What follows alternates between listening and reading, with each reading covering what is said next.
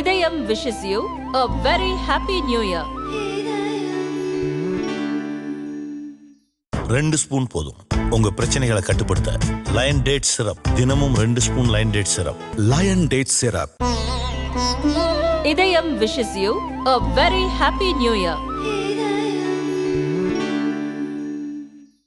சென்னை ஏர்போர்ட்டில் சுங்க அதிகாரிகள் சோதனையில் ஈடுபட்டனர்.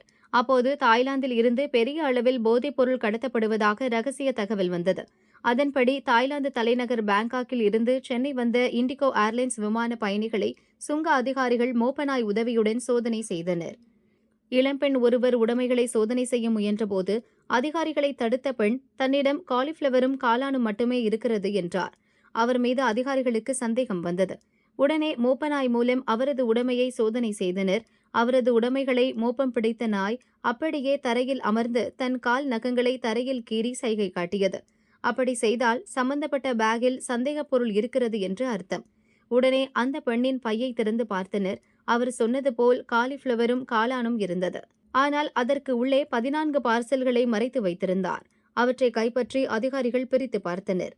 உள்ளே ஹைட்ரோபோனிக் கஞ்சா எனப்படும் உயர் ரக கஞ்சா 6 கிலோ இருந்தது.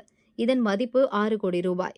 இவ்வளவு பெரிய கடத்தலில் ஈடுபட்ட பெண்ணுக்கு 25 வயதுதான். வடமாநிலத்தைச் சேர்ந்தவர். சுற்றுலா பயணி போல் தாய்லாந்து சென்று மிகப்பெரிய கடத்தலில் ஈடுபட்டுள்ளார். மேலும் நடந்த விசாரணையில் அவருக்கு சர்வதேச கடத்தல் கும்பலுடன் தொடர்பு இருப்பதும் தெரியவந்தது. சென்னையில் தான் யாரிடம் கடத்தல் பொருளை ஒப்படைக்க வந்தேன் என்பதை கடத்தல் பெண் சொல்லிவிட்டார். அவர் கொடுத்த தகவலின் பேரில் கடத்தல் பின்னணியில் இருக்கும் முக்கிய நபர்களை பிடிக்கவும் அதிகாரிகள் தீவிர முயற்சியில் ஈடுபட்டுள்ளனர்.